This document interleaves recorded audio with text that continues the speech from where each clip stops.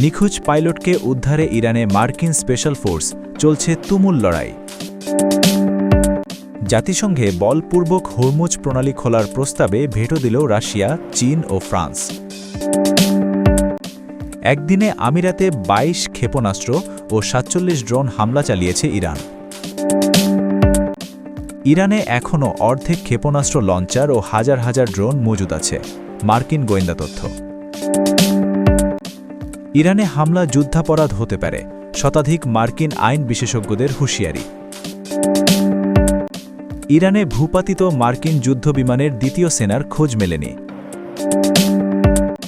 আফগানিস্তানে ভূমিকম্পে একই পরিবারের ৮ জন নিহত। যুদ্ধবিমান ভূপাতিত হলেও ইরানের সঙ্গে আলোচনায় প্রভাব পড়বে না ট্রাম্পের।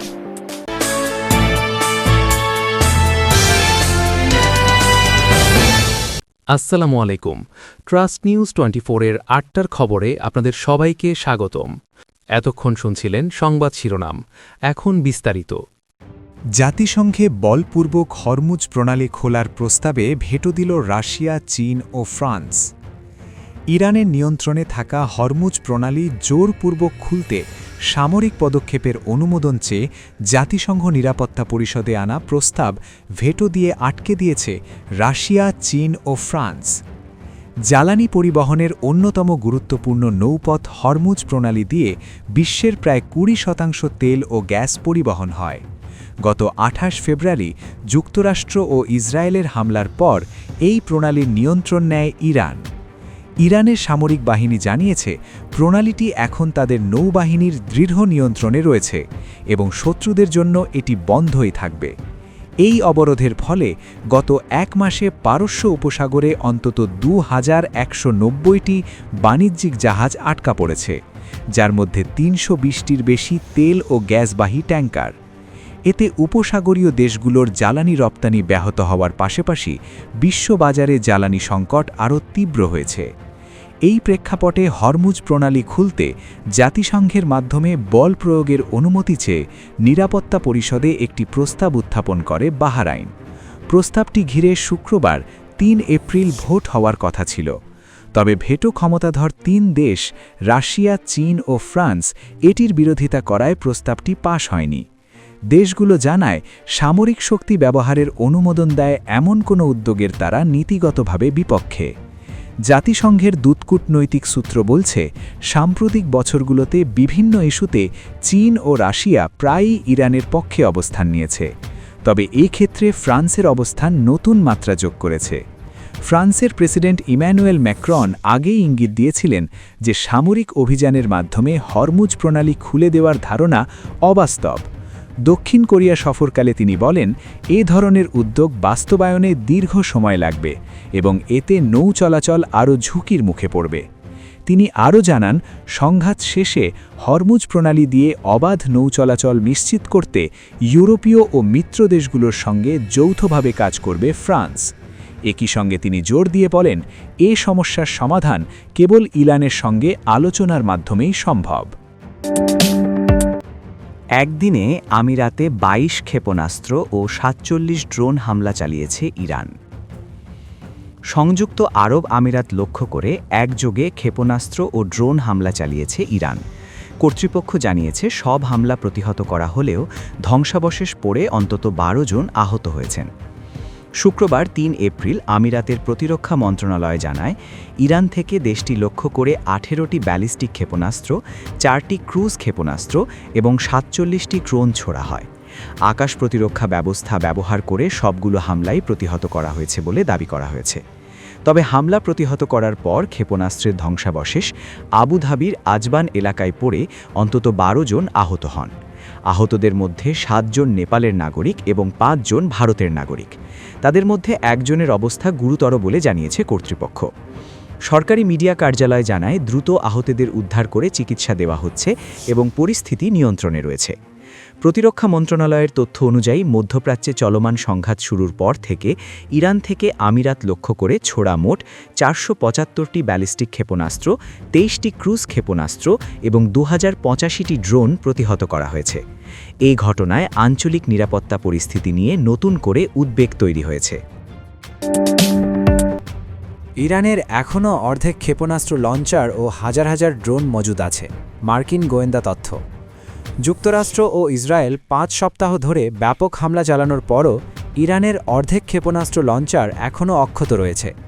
মার্কিন গোয়েন্দা সংস্থার সাম্প্রতিক মূল্যায়নের বরাতে 3টি সূত্র সিএনএনকে জানিয়েছে দেশটির ভাণ্ডারে এখনও হাজার হাজার ড্রোন জমা আছে। ইরান সম্পর্কে একটি সূত্র বলেছে এখনও পুরো অঞ্চলে ভয়াবহ ধ্বংসযজ্ঞ চালানোর সক্ষমতা তাদের রয়েছে। মার্কিন গোয়েন্দা প্রতিবেদনে এমন কিছু লঞ্চারের কথা বলা হয়েছে যেগুলো হামলার কারণে হয়তো মাটির নিচে চাপা পড়ে আছে, তবে পুরোপুরি ধ্বংস হয়নি। ফলে এগুলো আপাতত ব্যবহারের অনুপযোগী হলেও সচল রয়েছে। যুক্তরাষ্ট্রের শক্তিশালী সামরিক বাহিনী কেন ইরান যুদ্ধ শেষ করতে পারছে না? 2টি সূত্র সিএনএনকে জানিয়েছে ইরানের ড্রোন সক্ষমতার প্রায় 50% এখনও টিকে আছে। এর অর্থ হল তাদের হাতে এখনও হাজার হাজার ড্রোন রয়েছে। সাম্প্রতিক গোয়েন্দা তথ্য বলছে ইরানের উপকূলীয় প্রতিরক্ষা ক্রুজ ক্ষেপণাস্ত্রের একটি বড় অংশ অক্ষত আছে। যুক্তরাষ্ট্র উপকূলে খুব একটা বিমান হামলা না চালানোয় এগুলো রক্ষা পেয়েছে। এসব ক্ষেপণাস্ত্রের মাধ্যমে ইরান হরমুজ প্রণালীতে জাহাজ চলাচলে বড় ধরনের হুমকি তৈরি করতে পারে। প্রেসিডেন্ট ডোনাল্ড ট্রাম্প ও তার প্রশাসনের কর্মকর্তারা জনসম্মুখে পূর্ণ সামরিক বিজয়ের দাবি করেছেন, তবে গোয়েন্দা তথ্য বলছে ভিন্ন কথা। এসব তথ্য ইরানের টিকে থাকা সামরিক শক্তি সম্পর্কে আরও স্পষ্ট ও ভিন্ন এক চিত্র তুলে ধরছে। গত বুধবার জাতির উদ্দেশ্যে দেওয়া ভাষণে ট্রাম্প দাবি করেন ইরানের ক্ষেপণাস্ত্র ও ড্রোন ছোড়ার সক্ষমতা উল্লেখযোগ্য হারে কমে গেছে। তাদের অস্ত্র কারখানা ও রকেট লঞ্চারগুলো ধ্বংস করে দেওয়া হচ্ছে, এখন খুব অল্প সংখ্যক টিকে আছে।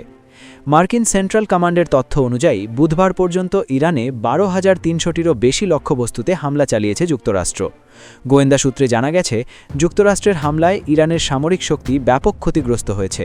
এমনকি সর্বোচ্চ নেতা আয়াতুল্লাহ খামেনি ও জাতীয় নিরাপত্তা পরিষদের প্রধান আলী লারিজানির মতো শীর্ষ নেতারাও নিহত হয়েছেন। যুক্তরাষ্ট্রের সামরিক বাহিনী ইরানি শাসন ব্যবস্থার ওপর চরম আঘাত এনেছে। আমাদের লক্ষ্যগুলো সময়ের আগেই অর্জিত হচ্ছে। ইরানের ক্ষেপণাস্ত্র ভাণ্ডার ও নৌবাহিনী ধ্বংস করা এবং তাদের প্রক্সি বাহিনীকে নির্মূল করাই আমাদের মূল লক্ষ্য।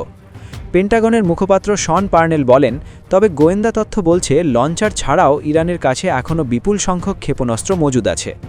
তবে পেন্টাগন কতগুলো অস্ত্র ধ্বংস হয়েছে তার চেয়ে কী পরিমাণ হামলা কমেছে সেদিকেই বেশি নজর দিচ্ছে।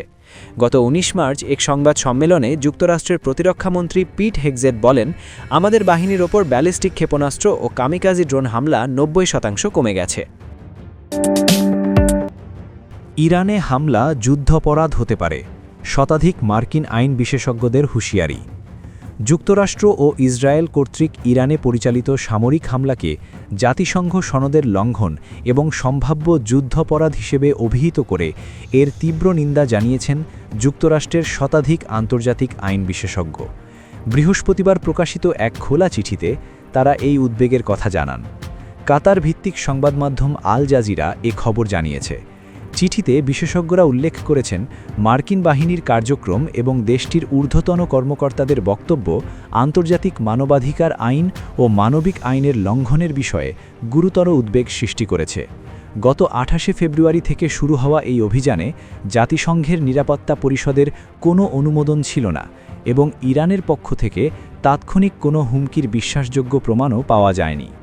আইন বিশেষজ্ঞরা তাদের চিঠিতে বলেছেন, অন্য কোনো রাষ্ট্রের বিরুদ্ধে শক্তি প্রয়োগ কেবল তখনই অনুমোদিত যখন সেটি প্রকৃত বা আসন্ন সশস্ত্র আক্রমণের বিরুদ্ধে আত্মরক্ষার্থে করা হয় অথবা জাতিসংঘের নিরাপত্তা পরিষদের কর্তৃক অনুমোদিত হয়।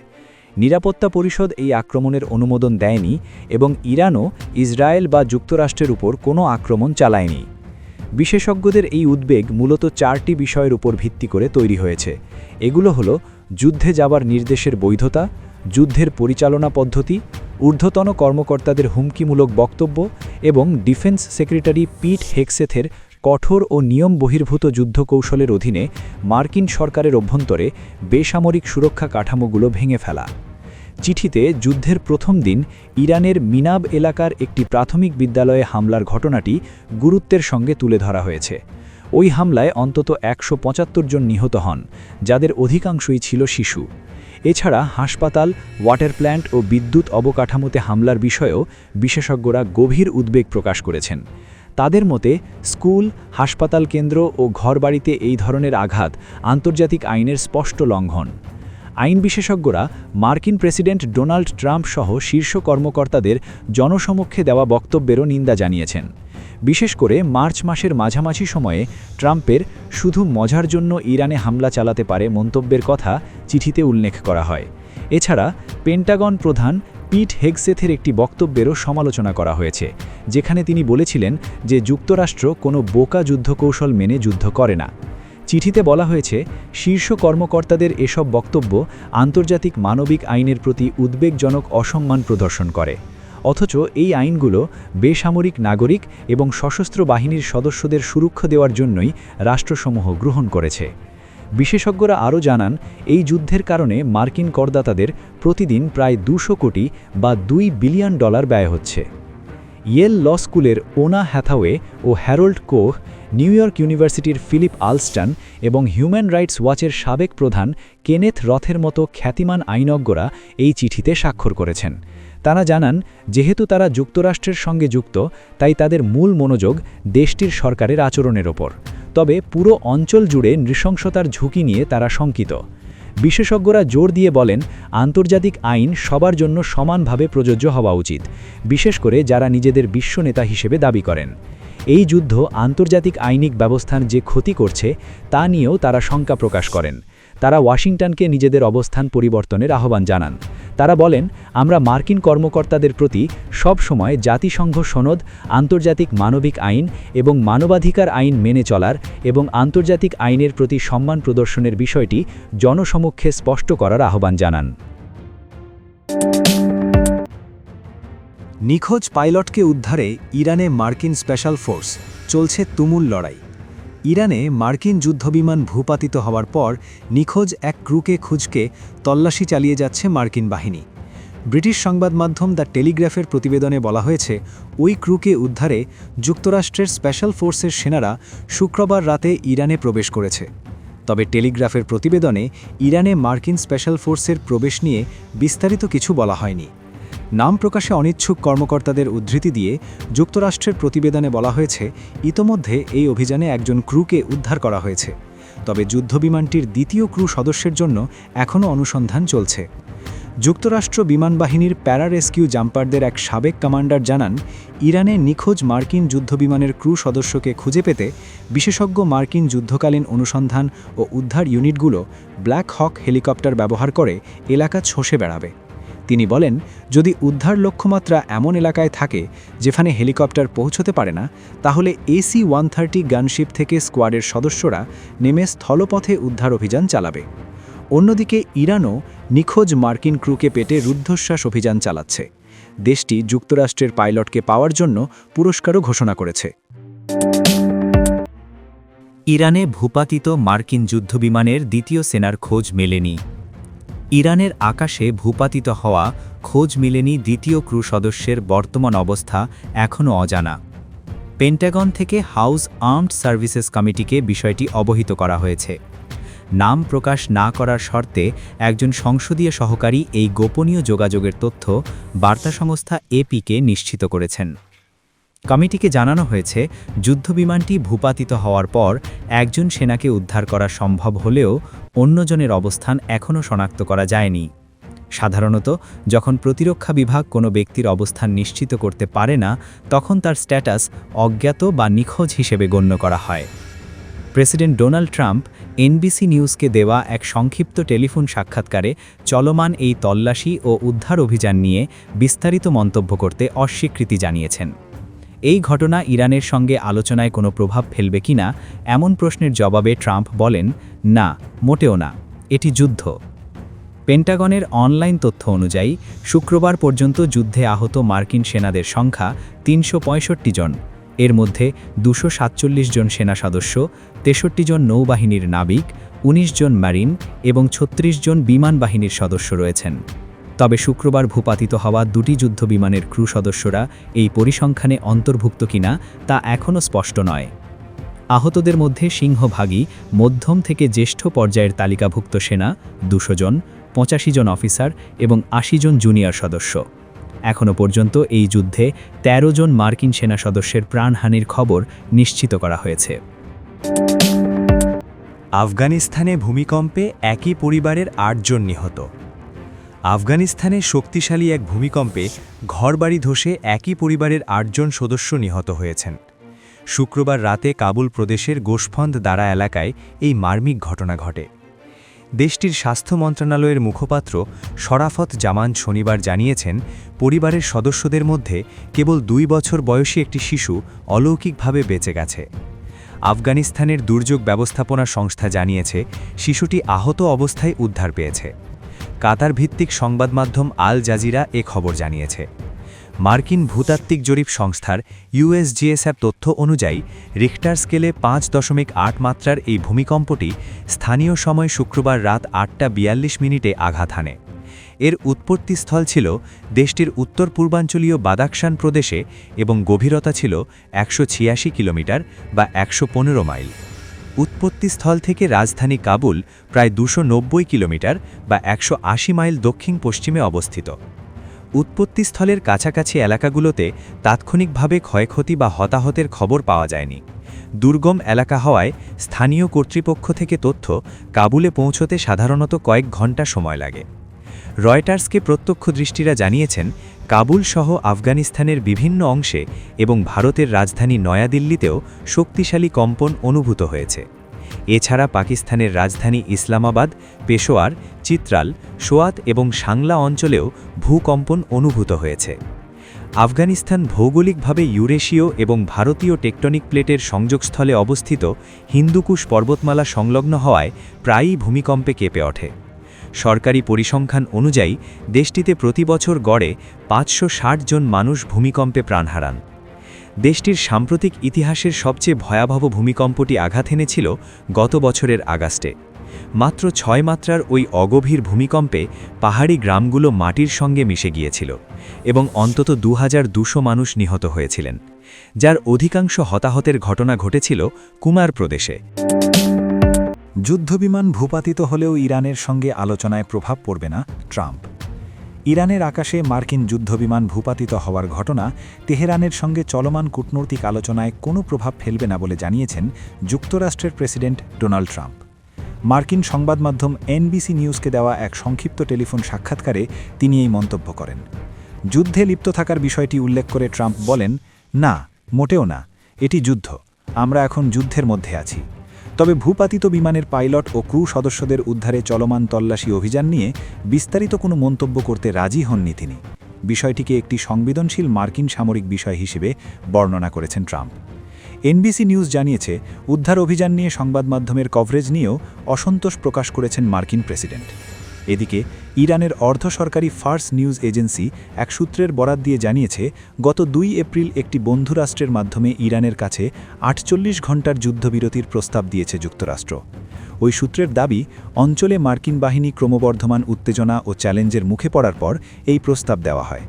ফার্স নিউজ আরও জানায়, ইরান এই প্রস্তাবের কোনো লিখিত জবাব দেয়নি, বরং তারা যুদ্ধক্ষেত্রে ভারী হামলা অব্যাহত রাখার মাধ্যমে এর জবাব দিয়েছে। বিশেষ করে কুয়েতের বুবিয়ান দ্বীপে একটি মার্কিন সামরিক গুদামে হামলার ঘটনার পর যুদ্ধবন্ধে যুক্তরাষ্ট্রের কূটনৈতিক তৎপরতা আরও জোরদার হয়েছে বলে ওই সূত্র উল্লেখ করেছে। গত ২৮ এপ্রিল ইরান জুড়ে বিমান হামলা শুরু করে যুক্তরাষ্ট্র ও ইসরায়েল। এই অভিযানে এখনও পর্যন্ত ২০০০-এর বেশি মানুষ নিহত হয়েছেন। নিহতদের মধ্যে ইরানের তৎকালীন সর্বোচ্চ নেতা আয়াতুল্লাহ আলী খামেনিও রয়েছেন। এর জবাবে ইরানও ইসরায়েল সহ জর্ডান, ইরাক ও উপসাগরীয় দেশগুলিতে থাকা মার্কিন সামরিক স্থাপনা লক্ষ্য করে ড্রোন ও ক্ষেপণাস্ত্র হামলা চালিয়েছে। এসব হামলায় ব্যাপক প্রাণহানি ও অবকাঠামোগত ক্ষতিগ্রস্ত হয়েছে। একই সঙ্গে এই যুদ্ধ বিশ্ববাজার ও এভিয়েশন খাতেও বড় ধরনের বিপর্যয় সৃষ্টি করেছে।